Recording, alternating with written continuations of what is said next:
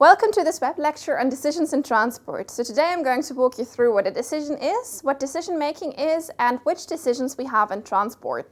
And in particular, we're also going to look into the so-called decision hierarchy, which tells us how certain decisions interact and how long a decision actually is influencing us.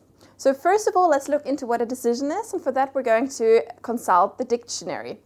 So the dictionary tells us that a decision is a choice that you make about something after thinking about several possibilities. So if we look at this definition, what we're seeing is that a decision is a selection, it's deliberate, and we're considering alternatives. So we're not just saying, okay, that's it, but we're also choosing among multiple alternatives.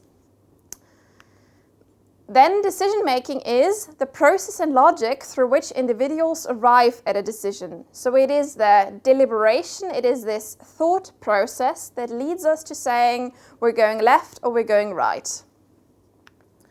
So in this course, we're going to consider rational, model-driven decision-making. So we're not just saying, okay, we're going left or right, but we're going to say we're going left because, or we're going right because. So within transport, we can look into different decisions. Some of them are listed here on this slide. So for instance, network design, vehicle routing. Most of the decisions that we're going to look at throughout this course are network design problems, vehicle routing problems, network flow problems, these kind of decisions. But we're also going to look into some of the other decisions here and there. So now let's look into the so-called decision hierarchy, which is a method with which we can classify different decisions and which helps us to make statements about how long a decision is going to affect us, how certain decisions interact, etc. So we have 3 different levels on this decision hierarchy, and the top one is strategic decisions. Strategic decisions are very long-term decisions. We don't have simple changes, so we cannot say, okay, tomorrow I'm going to do things differently.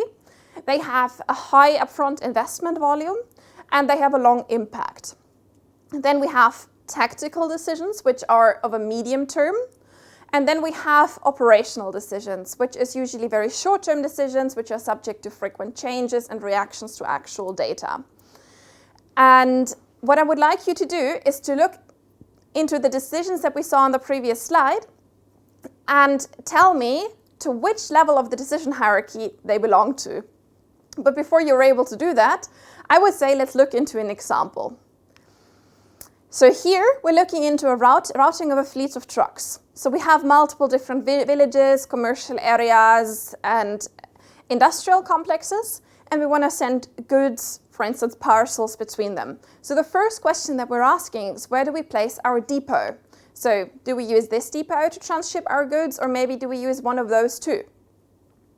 Then the next decision that we have to make is, do we use this truck, or maybe this other truck, or a cargo bike? Do we maybe use 2 trucks, or a combination of cargo bikes and trucks? So these facility location decisions and these fleet procurement decisions are very clear examples of strategic decisions because I cannot change them from one day to the next.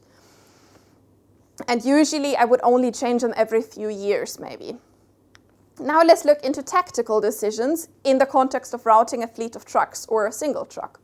So now we have our depot, and this is nothing we can change on the medium horizon, but what we can change is we can decide how we're structuring our pickups and deliveries. So for instance, do we do direct delivery from this commercial area to this village, or do we transship via the depot? We might also combine that. So we might say, okay, everything that is more than 2 tons we ship directly, and everything below we ship via transshipment location. So this is something we can change, even though we already have this depot, which limits our decision space a little bit. And the other decision we can ask against this background among tactical decisions is, how often shall we deliver to a location? So for the people in this village, of course, it does make a difference if we deliver to them on a daily basis or on a weekly basis. And if we change this on a day-to-day basis, they might not be super happy. But we also don't have to wait for another 5 years before we make changes there. We can say, okay, next month or maybe in 45 days from now, we're going to reduce our delivery frequency from every day to every second day, and that is completely fine. Then we can look into so-called operational decision making, so really the day-to-day planning. And as you see in the example here on this slide, we now additionally see parcels. So the parcels in black are for pickup and the parcels in white are for drop-off. So we want to move these parcels from the commercial sites on the left to the villages on the right.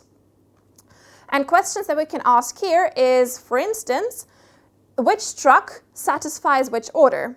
So for instance here, the top truck satisfies the order from the top commercial facility, while the lower truck satisfies all the pickups from the lower commercial area. On the other hand, on the right-hand side, we see these drop-off demands, and there, of course, we also have to make some deliveries. And the second question that we can ask against this background is, in which order shall we visit these customers? So this is a little bit more difficult in the previous example because we just didn't, it was all direct shipments. But now let's just say our demand is a little bit less. So all of a sudden it makes sense to do everything with one truck. Then of course it makes a difference if I go from the top to the bottom and then to the depot, or from the bottom to the top and then to the depot. And the same of course also for the delivery then of goods. So what I would like you to take away from this web lecture on decisions in transport is, first and foremost, what a decision is. Secondly, what decision making is. Thirdly, what a decision hierarchy is. And fourth, what the transport decisions are. And within this context of transport decisions, what I would like you to do is to apply this decision hierarchy. So tell me which level of the decision hierarchy, for instance, the decision of vehicle routing belongs to, and give me a good argument for that. Thanks.